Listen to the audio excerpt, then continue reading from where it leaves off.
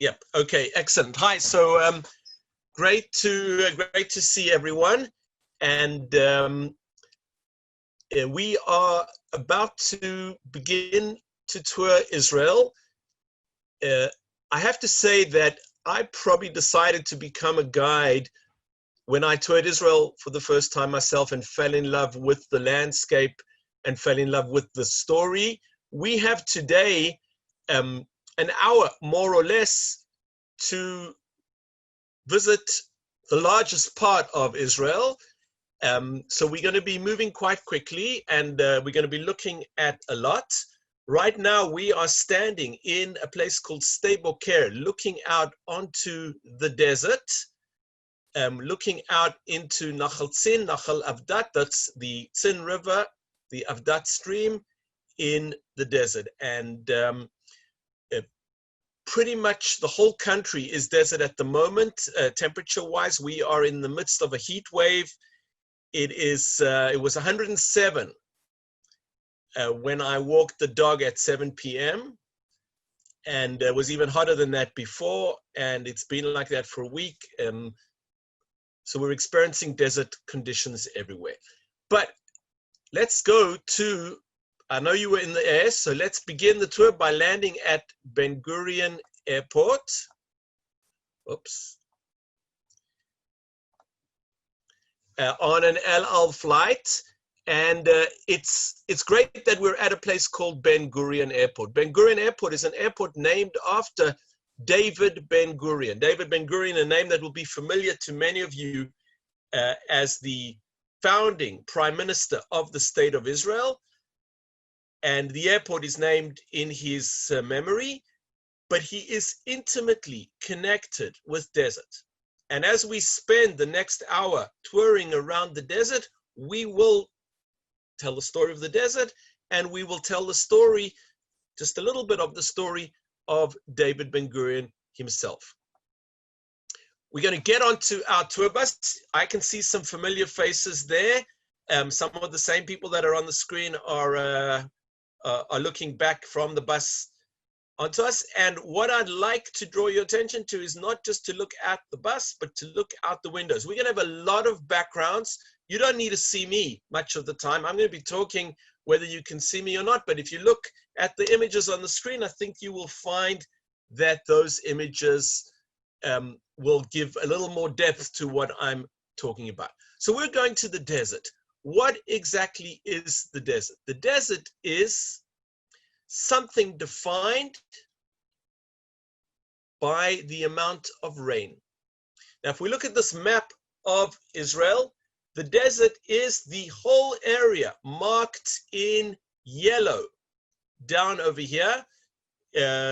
More than half of the area of the country, and I'm not going to get into politics now, but if we leave out this gray area, the West Bank, a lot more than half of the rest of the country is this area of desert, and that's what we're going to be exploring today. But that area of desert is defined by having less than 8 inches of rainfall. Now, I know that California is an area that also is not, or at least Southern California, an area that doesn't get a lot of rain. We have very similar challenges. Not only do we have very little rain, but we have erratic rain in the rain season. In other words, there are areas in Israel that have the same amount of rain as England. But England will have it in a mist, slowly drizzling over weeks, and Israel will have it in 3 storms where most of that water doesn't have an opportunity to settle into the ground and will wash away. So we can have no rain in certain areas for 2 or 3 years, and then 3 years worth of rain in a few hours, which doesn't get absorbed into the land and leaves us in desert. I want to draw your attention on this map to Beersheba up in the north, and we'll be talking about Beersheba later on, to Sde Boker down over here.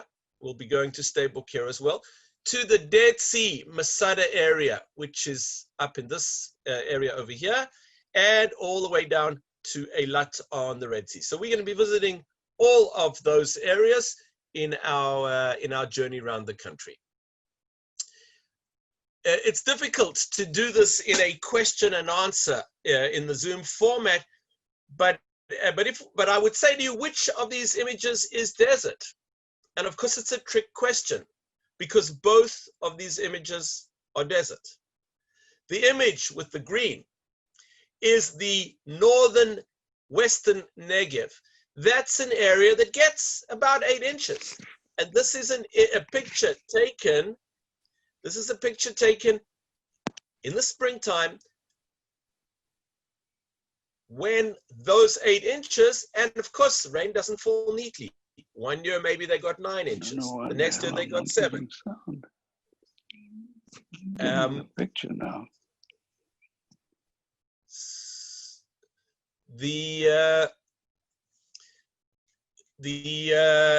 Whereas the area down at the bottom, the really dry looking one, is an area that gets a yearly average of 1 inch of rainfall. 1 inch of rainfall, which is 1 inch of rainfall, which is what we have on average. So some years it could be 3 inches and then nothing for a couple of years. Both of those areas are desert. So we can understand that desert is quite varied, and of course will support very different types of life. Of course, the desert is, and those of you that can see me will see I'm holding in my hand my Bible. Desert is a place that looms very, very large in our tradition. A significant part of our heritage, of our story, takes place in the desert. And that desert is the place where Abraham expels Hagar and Ishmael, as depicted in the picture. In Genesis 21, verses 8 to 21, we see them banished to the wilderness, a place where there may be no future life. And of course, they are saved. The other picture is the burning bush. Moses, once again, in the desert, and a bush is consumed, but not consumed by the flame. Now, I'm less interested in this conversation in people's personal belief about the truth, the veracity of the biblical story, but the enormous amount of Bible that has as its backdrop desert. Not just, of course, the whole Exodus story. The book that we call, the book of the Torah that we call in English Numbers, is called in Hebrew Bamidbar, in the desert. Lots of our story takes place in the desert, and most significantly, and you'll notice that these are illustrations. I couldn't find any pictures on the web of any of these incidents, and no photographs were available of Moses going up the mountain, of the 10 Commandments. But of course, the receiving of the Bible, the receiving of the Torah, of the 10 Commandments, happens in Sinai. Sinai is not the desert that we're in today. If we were to continue a little further south into what is today Egypt, we would be going to Sinai, but we're not able, we're not going to be visiting Sinai today. But once again, the formative moment in the Jewish story, the receiving of the 10 Commandments, something that we will be commemorating next week on the festival of Shavuot, takes place in the desert. The desert is really, really significant in our story, and I would argue in our consciousness. Now, desert is sometimes assumed to be a place with no life. These are both pictures taken in the desert. One of these sites is a site that I visited with at least some of the people from. Is the waterfall that you see is at a place called Ein Gedi. Ein Gedi, the spring of the wild goats. Again, a place mentioned in the Bible, a place that people sought refuge. you can walk. You can drive to En-Gedi from Jerusalem in an hour. You could walk to En-Gedi from Jerusalem carrying enough water to get there. And of course, once you were there, you could survive because there was water there. And so it's a harsh desert very often, but it's an accessible desert even in those harsh areas because there are springs from time to time. And in the other picture that we see, that's not a spring. That is what we call a desert pool. Because of the enormous difference in altitude, and if we look at my arm, Jerusalem is up here at the elbow, and the steep decline down to the Dead Sea means that when it rains in Jerusalem, the water rushes down through canyons, like we see, and cuts its way through the rock and leaves pools in the by our standards, that's not water we'd really want to drink. But time of the Bible, throughout pre-modern times, this was a source of life, and this made the deserts accessible. Accessible meant that life was was possible in the desert. Life was possible in the desert that people went and sought refuge in the desert. And what you can see at the bottom is the archaeological remains of a place called Qumran. And at the top, a fragment of scroll, the famous Dead Sea Scrolls that were hidden in caves. For example, these little caves that we see over here are 3 of the 11 caves in which scrolls were hidden around Qumran. Now, the dryness of the desert is what enables those scrolls to survive. And again, if you were to go up to Northern California and throw out a banana into your yard, it would turn black and rot away. In Southern California, it would do the same, but it would do it a lot more slowly. In the Judean desert, it wouldn't rot. It would dry so quickly that it would retain its color, and you would have a dried out, desiccated yellow banana peel. Scrolls that were hidden here in caves could be found by a shepherd wandering through the desert in 1947. And they are enormously significant because they are the oldest versions of the Bible that we have. Every single one of the books that makes the Hebrew Bible, that makes our canon, is, at least a fragment of it, is found hidden in those caves. And what makes it so interesting is that there are discrepancies between what was found in those caves and what we have in the Bible today. Now, they're not new names, they're not people we didn't know about, they're not new events, but there are nuances of different, which raises some very interesting questions. Were there different copies? Did a scribe make a mistake? And is the version that we have the version with the mistake, or is the version that we found in the cave the version with the mistake? So we don't know. But the Dead Sea Scrolls are crucially important for our understanding of the desert, and are crucially important for us knowing that people lived in the desert. People lived in that settlement that we saw before, and at least some of the time went into these caves either to seek refuge from the heat, or perhaps as early monks to sit in the caves and to study the texts without being disturbed. Of course, perhaps the most famous of the sites along the Dead Sea, and we see the Dead Sea in the background, the most famous of the sites is Masada.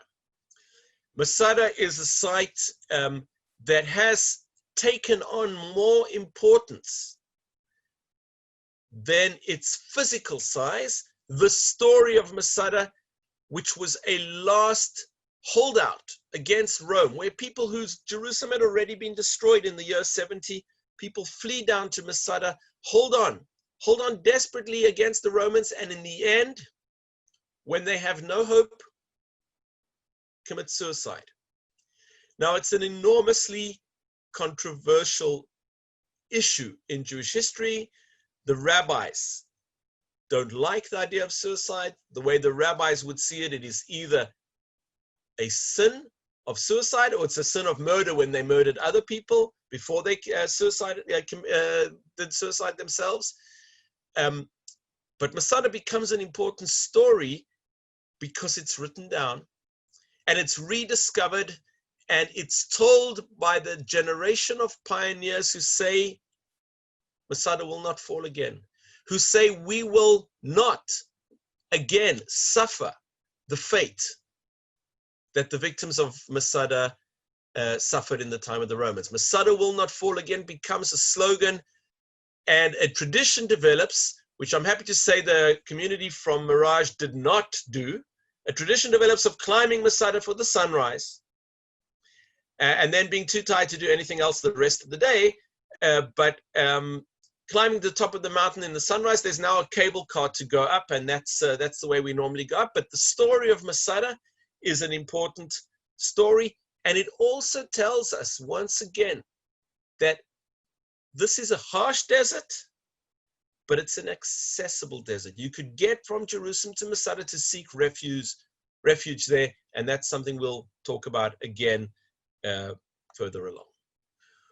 After the fall of Masada, the desert gradually becomes almost uninhabited. There are a handful of monasteries where Christian monks will spend their time, and there are Bedouin. Bedouin are desert nomads. They travel through the desert with their camels and with their flocks of goats and sheep, and they need to move because, as you can see in the top picture with the sheep, there is something to graze, but not enough to graze. So your sheep will eat whatever there is in a certain area, then you need to move on to the next area and move on to the next area. And in fact, it's a story that those of us that have read Genesis will remember, because the description of the stories of our patriarchs and matriarchs is very, very similar to the lifestyle that the Bedouin will lead for thousands of years until modernity. Living in the desert, it's a harsh life. It was the only life they knew, and they were able to sustain that. In modern Israel, there are very few Bedouin who still live the lifestyle that you see in this picture. Most of them have what we can see now. And we see in the front a shack of corrugated iron, and around it we see some buildings, and behind it we see a mosque.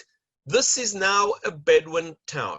They're not building high-rise buildings. They still are a generation that until recently was living in tents, but they seek to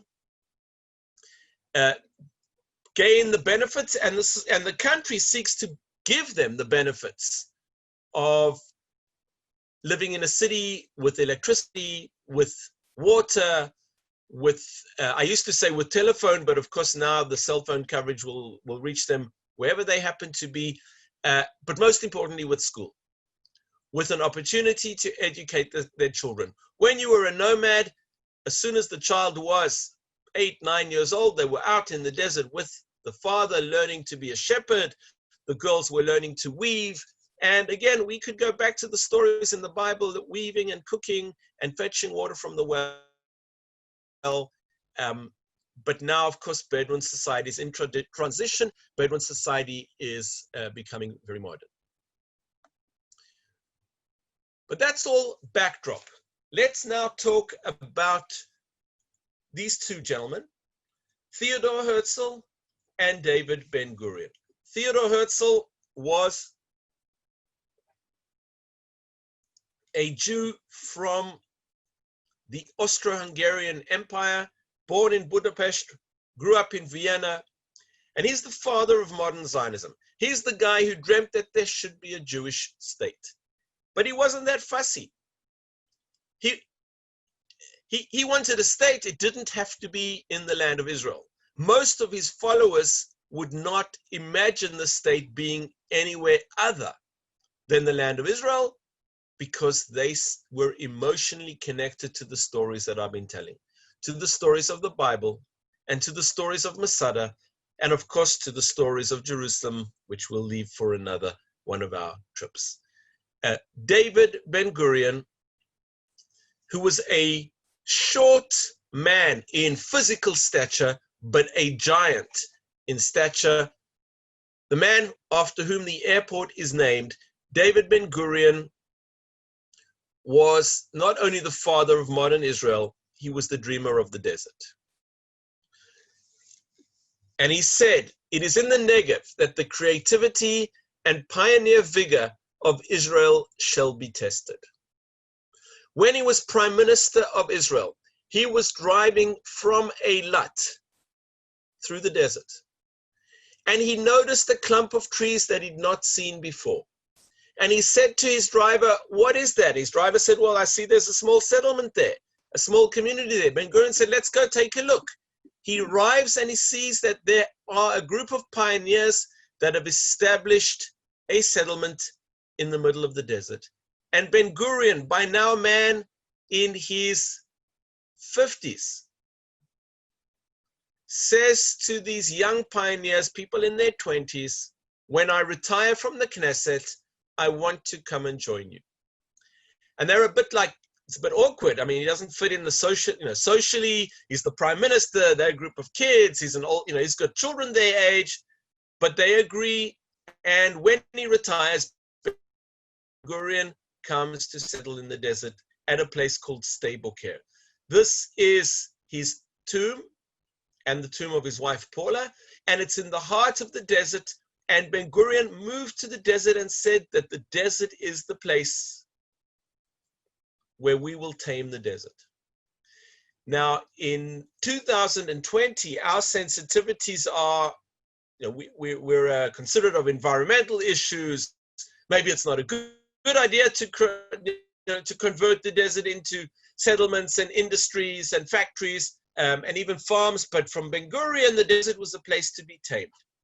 And in his honor, in the city of Beersheba, which you can see in the lower picture, they build a university called Ben-Gurion University of the Negev. And the Ben-Gurion University of the Negev is one of Israel's top universities today, and it is a growing university. Beersheba has become in many ways a university town. Now, there's not much going on in Beersheba like there is in Tel Aviv or Jerusalem or even in Haifa when the students are not in town. It's become a university town. It's also become a high-tech center. It is the leading cybersecurity venue in the world. It beats out, specifically for cybersecurity, it beats out Silicon Valley, it beats out Austin, it beats out anywhere else.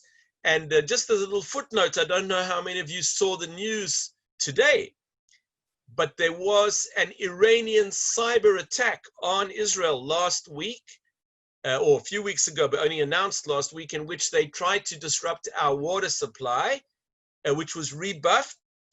And there was a major cyber attack on an Iranian port, which Israel has claimed responsibility for. So cybersecurity is certainly something of the future.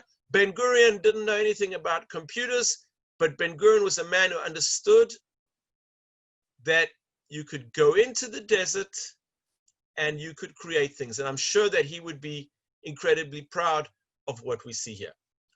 What else would he have been proud of? The power stations. There is lots of open land in the desert, but there is not enough water available to do agriculture on all of that land. And so we have instead enormous electric power stations. The group that were just in Israel in March with me will recall that we saw the power station, the top image at Megalim. That is a parabolic power station. That is all of these things that you see around it are mirrors all aimed at the same point, where they heat gas, which makes steam, which creates energy from the enormous heat that it has, and it generates electricity. And in much of the rest of the desert, we have the more conventional solar panels, but we have an Israel that is moving to produce more and more of its electricity from renewables, in line with what's happening in most of the world and in line with demands to belong to certain European agencies, is how much of your electricity needs to be developed from renewables. Again, just as a little footnote, yesterday, Israel broke its annual record of how much electricity demand we had on any given day in its history. And today we broke that record again. Remember, I said it was 107 in the evening. It was even hotter during the day. I'm sitting in an air-conditioned room. It's, you know, it's manageable, but it's so hot that even the air conditioners are struggling, and there's no liquid coming out of the air conditioners because it's the hot, dry desert wind. Again, Ben-Gurion knew nothing about solar panels, but he understood that you take technology and you use technology for the benefit of society.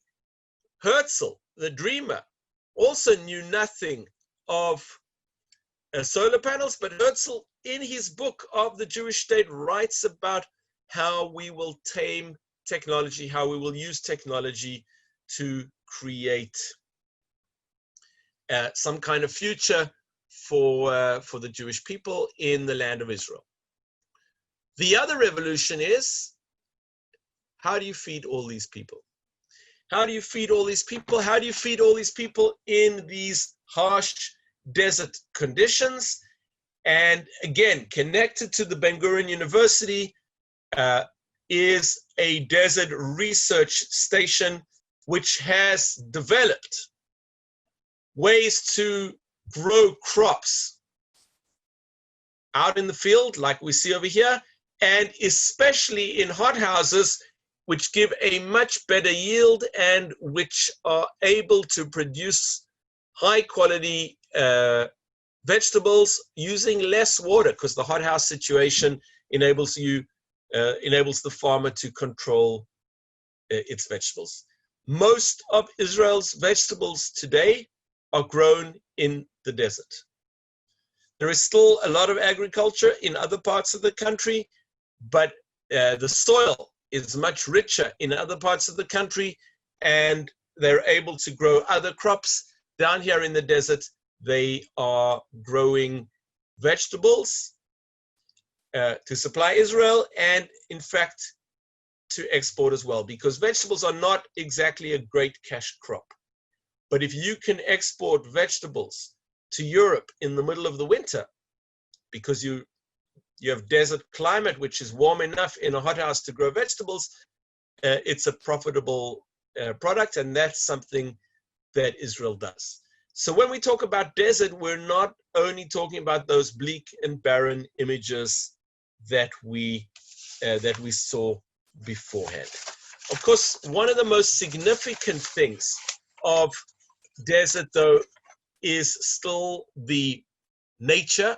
Most of the desert has not been tamed. Most of the desert is not Beersheba, is not the solar farms, is not the agricultural farms. Most of the desert is still the kind of image that we can see over here. We attempted in March, in February, when I was with the Mirage group, to go to this lookout point and to look out at the view. And it was raining so heavily that the road was closed and we couldn't do it. That is very unusual. It's even unusual to see, as we see in this picture, clouds. More often, the sky is completely blue and the desert is completely yellow. We make out a handful of bushes over here, but most of this desert is nothing. These dark patches you see are shadows of the clouds. They're not greenery in the desert. And what you're looking at is something called a machtesh. Machtesh is a Hebrew word for a crater. But it is a word that is used all around the world today. Don't worry if you don't use it, by geologists. Geologists would use the word machtesh to describe a crater created not by a falling star, not by a volcano, created by erosion. The Grand Canyon in the United States is created when a river eroded through the mountain, but that was a river that flowed all the time. And like a saw cutting through a piece of wood, it cut deep into the rock. The rainfall in the desert is very erratic. And when it comes, it's coming from above, not as a river, and it erodes away and creates the machtesh. There are 5 machteshim in the world. 3 of them are in Israel, 2 of them are in Sinai. And geologists love them because as one travels down the side of the machtesh, you have an opportunity to look into geological time, to look back into time, not biblical time, but back all the way to prehistoric time. This is also desert. This is not far from that other place. This is another one of the desert oases. This is an oasis called Ein Avdat. And this is one where the water flows all year. And so we see a canyon has been eroded, not by the amount of water that's flowing today, but by greater amounts of water that flowed historically than flowed today. And that's the next element that I want to mention as we make our way around the desert. The desert is a place of a nature reserve. The nature in Israel, which is one of the most densely populated countries in the world, and our population continues to grow both through very high birth rate and through ongoing immigration. We are as crowded as Belgium or Holland and those kinds of countries, but most of our population are crowded into one part of our country because very few of our people live out in the desert. And thankfully, our government has responsibly created a whole lot of nature reserves. Reserves like the one that we see over here, but also reserves like the one we saw before the machtesh is also a reserve. And in that reserve, we are able to see nature. The animal that looks like a donkey down at the bottom was extinct in the land of Israel. It's called an onaga. It is a wild donkey. It's kind of a cousin of the zebra. There are scholars who suggest that perhaps the donkey itself was domesticated from the onaga. This is not a domesticated animal. It looks kind of like a donkey. If you go close to it, it'll kick you. You know, this is a wild animal. But they managed to bring a few from Iran and countries to the east before the collapse of our relations with them. And they have been bred in the Negev and have now been released back into the Negev. So this is an animal on the verge of extinction, which has now been released back. Of course, we're not talking about thousands and thousands of them. We're talking today of probably between 100 and 200 of them living in the wild and others still living in the breeding station. The desert landscape can't support enormous numbers, but this is a great story of how the desert is now a site of nature conservation. And the picture you see up at the top is, of course, Ibex mountain goats, which are wild desert mountain goats, which have also stabilized as a population in the desert. I want you to notice, we see the mountain goats, and then behind them, almost for as far as the eye can see, we see very little. And we've been focusing on those elements of desert in which there are farms, in which there are cities, But most of the Negev until today looks like this. Most of the Negev until today is empty. It's 55% of the land of Israel. Depending on where you draw the line, it's 15 to 20% of the population of Israel. And if you took Beersheba out the equation, we'd be left with very few percent of people. Not only is it a site for the preservation of the animals that we see, but the desert is also the place for a lot of birds that have adapted to desert life. This is a bird called the blackstart that is not only adapted to desert life, but it's adapted to tourists as well, and it's looking for me to feed it something. This was taken with a cell phone camera at zero range. But these are, by and large, the fact that Israel is today a leader in conservation in our tiny, crowded country is mostly to do with what we can do in the desert. And of course, the most famous of all, the male ibex. The symbol of Israel's nature reserves is a male ibex with its great curled horns, with its shofar on its head. And actually, of course, the sages of old knew this animal, knew it well, and its horn is actually acceptable as a shofar, were you to want to catch one and pull it off and use it. And of course, I used to have a goatee, and for those who haven't noticed, the wild goat does have a goatee as well. This is a magnificent specimen. In the springtime, it's very interesting. We see the males clashing horns, and it's winner takes all. A dominant male will get a whole group of females, get to mate with all those females, and he'll be there until another male can unseat him.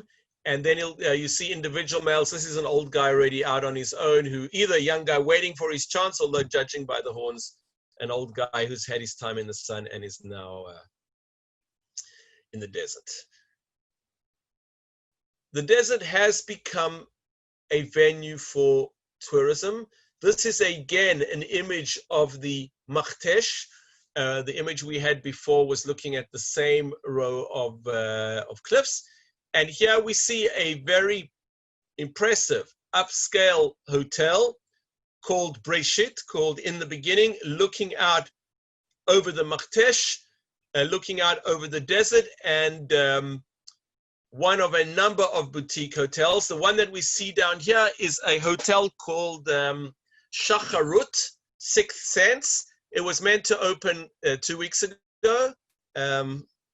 It's been delayed. I guess we know why. It's supposedly the most luxurious hotel in Israel, in the absolute middle of nowhere, about an hour north of Eilat, or 50 minutes north of Eilat, in the middle of the desert, again with spectacular desert views and swimming pools, both many apartments with individual pools and communal pools as well. So tourism is coming to the desert as well, but it's always been in the desert. What we can see is the city of Eilat. And the city of Eilat is Israel's city on the Red Sea. It's also Israel's holiday city and port city on the Red Sea. I drive a Kaya. I used to drive a Nissan. Those are, one was a Japanese vehicle, one the current vehicle is a Korean vehicle. They would be imported into Israel through this port, through the port of the city of Eilat. Eilat is a city that nestles between Jordan, and these are the mountains of Jordan that we see over here, Saudi Arabia, that would start just south of just at the end of the picture over here, and Egypt, that is behind the back of the person who took this picture. Eilat is a crucial port and a land bridge, or rather prevents an Arab land bridge from Jordan to Egypt. Today we are in peaceful relations with Jordan and with Egypt, and the land bridge is less significant, but historically it was crucial in the defense of Israel that the enemies couldn't just move troops up and down, but had to cross the water, which of course immediately became much more significant. Eilat is important, and it's a site I don't think we've ever visited with the Mirage groups together. Eilat is significant because it has coral reefs, the northernmost coral reef in the world. It's not a very large one, but it's very, very colorful and very diverse, and it is accessible both through an underwater observatory, through glass bottom boats, through snorkeling, through scuba diving, all kinds of opportunities to observe what's going on under the water. Now I want to end my formal comments with these two images. The image on the right is a model of the image on the left. And the image on the left is a group of soldiers who make their way down to Eilat in the dying days of the War of Independence. Ben-Gurion, the same Ben-Gurion that the airport was named after, Ben-Gurion sends them to conquer Eilat. They get there and they want to mark that they conquered, and they don't even have a flag. So they take a sheet or a bandage and they draw a map. They draw a flag, and you'll notice that the star that they draw is not the way the star looks on the flag of Israel. The star that they have over here is a solid star. That was the guy who drew it. That was the star. They make this flag and they plant it and they say, this is our presence, and they give us the security of making sure that Jordan does not have, we're going backwards, that was meant to go backwards, that Jordan does not have land access to, Jordan does not have land access to Egypt because of this group of people that go there. And once a year, a ceremony is still held at this flag, at this monument, to tell the story of the conquest of Eilat. By the way, the picture we saw of the hotels had the same mountains as a backdrop. This is the same place. This is what there was in 1949 when they actually conquered it. And it was going home from the ceremony to commemorate this battle that Ben-Gurion noticed Sde Boker, and went to Sde Boker and decided that that's where he wanted to live and to inspire a generation of people to go down and to live in the desert. The Negev offers the Jews their greatest opportunity to accomplish everything for themselves from the very beginning. This is a vital part of our redemption in Israel. This is what David Ben-Gurion wanted to do. When I stand and look at this view today, and I see the flowers in the springtime and the desert behind it, and I marvel at what I find incredibly beautiful, and I relish the hope that I'll go out into that desert and encounter some of the beautiful animals and the nature in the desert. Ben-Gurion was less interested in those things and more interested in what conquering this place would do to the Jewish people.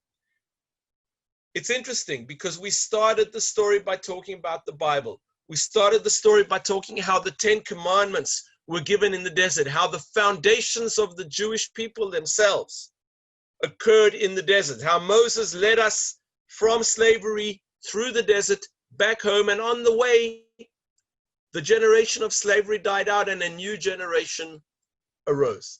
Ben-Gurion saw in the desert an opportunity for the exact same thing.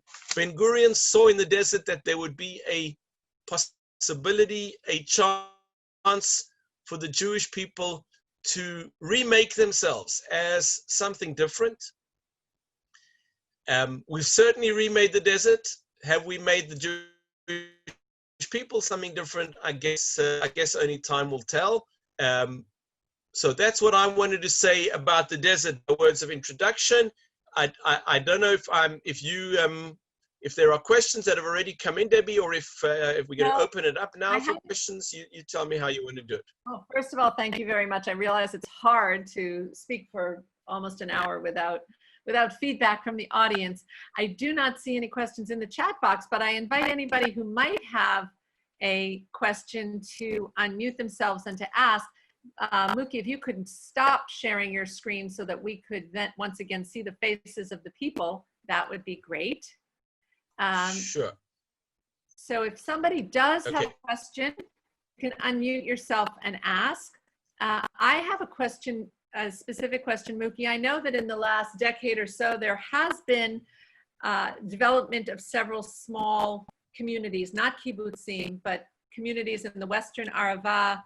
Maybe it's more than a decade ago that they started. I'm wondering how the new non-cities, how the new developments of residential areas of young modern pioneers are doing. Are they in fact growing? I know there was an attempt to increase train transportation to the Arava, and so I'm wondering, are we succeeding in conquering or in settling more of the? Okay, so it's very, very interesting that the government of Israel has made an enormous effort in the last 20 years to make the periphery much more accessible, building high-speed railway links, building highways, giving Beersheba a world-class hospital, world-class university, so that they don't have to commute the whole way up to Tel Aviv or Jerusalem, but only to Beersheba. What this crisis that we're all experiencing all over the world has done has taken it even one step further. Because of course, the whole work from home doesn't fit the JCC model, where people come in to do something, but people working in high tech, people working in finance, people working in many, many other fields that would commute from the desert because there wasn't quite enough local work. If you weren't working in agriculture or tourism or research, then you had to go to one of the cities to find work. But now, that set to change. I think there's going to be a cultural change they're talking about all over the world. Very premature to talk about it, but there is a generation of young Israelis who were tired of paying the very high rents that you pay to live in Tel Aviv in a small, fourth floor walk up, when you could move out to the desert and buy a house for pretty much the same rate. So there are a generation of people who do that, but not everyone wants to do that because yes, you can maybe work, but you don't have the theater and you don't have the coffee shops and you don't have that kind of culture. So it's growing, but I would say it's still growing quite small. What is interesting is there are government incentives to bring big industry. For example, if you're using a computer with an Intel chip, it was made in the northern Negev. Intel's manufacturing plant for their chips, government incentive was put in the Negev. What has happened is the reverse of what I was talking about. Most of the engineers commute down to the Negev to work there and still go home to Tel Aviv at the end of the day. So it hasn't, but some of them got tired of commuting and moved there. And that's, that's idea. It's eventually going to, I think, bring people to settle in the desert. There was a question about the Israel Trail. Yeah. The Israel Trail question. Yeah. So I mentioned nature as being a major advantage of the desert, especially in our very crowded country. My boys and I have a tradition going back 15 years before my youngest son was born. of going every Pesach to the desert. We couldn't do it this year because we weren't allowed to go more than 100 meters from our homes. But going out into the desert and going out and hiking in the desert. The Israel Trail is a trail that runs from Dan. Dan is on our border with Lebanon, to Eilat. It runs the entire length of the country, kind of like the Appalachian Trail or something like that. As we said before, 55% of the country is Negev, but more than 55% of the trail is actually in the Negev because it's not straight. It kind of weaves its way around through the desert. There are many people who, especially young people who after the army or before the army take a couple of months to walk the entire trail. I have walked strips of the trail, but never yet the whole trail, something I'm hoping to do. Heather's going to come do it with me. Yeah. Does anybody else have a question for Muki? If you need company on that trail, you let me know. This is Joel. Oh, okay, for sure. All right. There's a question: is there resistance by Bedouin to giving up their traditional lifestyle? So it's mixed. In other words, to answer that question, we have to go back 60 years. 60 years ago, if you met a Bedouin and you said to them, you met the Bedouin in a market in Beersheba, and you said to the Bedouin, "Where are you from?" They would never give you a geographical address because they didn't come from a geographical place. They would give you the name of their clan, of their extended family, which grazed in a certain area. And certain of the trails, certain of the clans were much more open and amenable to modernity, and certain of the clans were much more traditional and much less open to changing. Like we can look at Jews, today in the modern world. Some people want to stick very much to how they perceive traditional lifestyle, and some people were much more modern. Now, what has happened is the Bedouin who accepted modernity are still, one could say, at the bottom of the socio-economic pile in Israel as a collective, not as individuals, but as a collective. But they are doing significantly better than those that didn't accept modernity. And that has, over time, led to more and more Bedouin moving into settling in Israel. The image of the university in Beersheba was a kind of a global picture. If we would have zoomed in on who we would have seen walking around the campus, 1/3 of the student body at Ben-Gurion University is Bedouin. Wow. The overwhelmingly, a lot more of them are women than are men. A lot more of them are women than are men, and those women are going right now are studying very traditional female roles. They're becoming teachers and nurses. Most of them are not yet becoming engineers or something like that. But the best form of birth control, and the people that have traveled with me will know that I'm going to say the best form of birth control is a man wearing Crocs.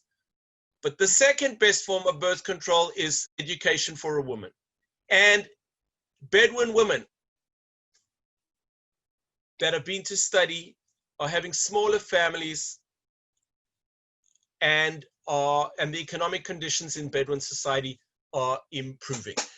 Now, I think today there is Bedouin resistance, there's Bedouin dissatisfaction with some of the state's attitudes to the Arab minority. And there are specific localized issues of certain clans who don't want to live in the same town as another clan, who want to create their own town. Today there is a phenomenon called recognized towns and unrecognized towns, because Bedouin are more or less congregating into towns because their kids are in a school district and they got to get on a bus to go to work or drive their own car to work. some of those towns are recognized by the state, and some of those towns are not recognized by the state. And I think that's where the flashpoint is today, more than maybe it was 50, 60 years ago, when Israel starts the process of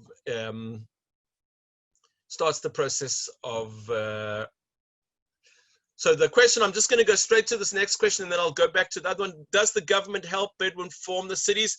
The government creates the cities. The government allocates the land.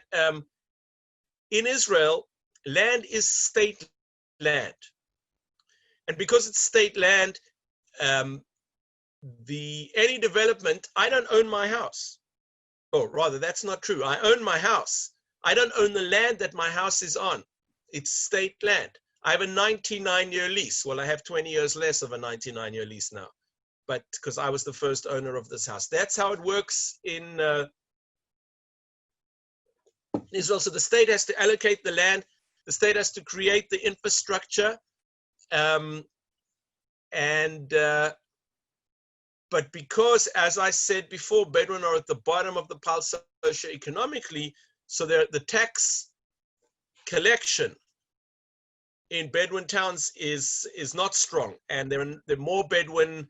The state needs, in fact, to help Bedouin.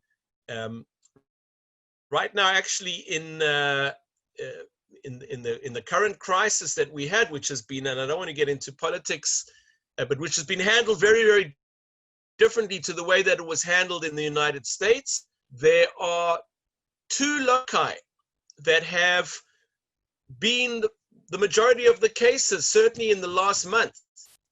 And those are Ultra-Orthodox Jews, and we'll talk about them at another point on another one of our tours, and Bedouin, because they were on the margins of society in terms of being integrated into society, in terms of being accessing, being able to make sense of the various rules that the state was giving, being able to access the different rules. Today, one of the major focal points is one of these unofficial Bedouin towns. There are medical services. They're receiving government medical services, and hopefully it'll get dealt with. I'm just trying to see what else. Well, one question from Eva was about bringing arts into the Negev and trying to make it more of a vacation kind of area, similar to what we have in Palm Springs. And there was another question about opening up tourism in Israel again. When can we expect tourism to resume? So firstly, the borrowing from America, they have a Burning Man in Israel as well, and they hold it down in the desert. So that idea has been taken down into the desert. And in the city of Arad, which is a small city not far from Masada and not far from the Dead Sea, they have some arts developing there, as well as in the city of Mitzpe Ramon, which is the city next to the crater. I think one of the things that you need to remember is that our population in Israel is 9 million people. So population-wise, it's a small population, and there has been art venues established, actually more of them in the north and less in the south. The south has gone on on nature. That is how they're selling themselves today. Joel, with regard to me spelling the name, not Joel. Yeah, the two hotels. I got it for him. Debbie got it for me. Okay, Debbie will give it. I was going to say Debbie can give it to you. Good. Okay. There was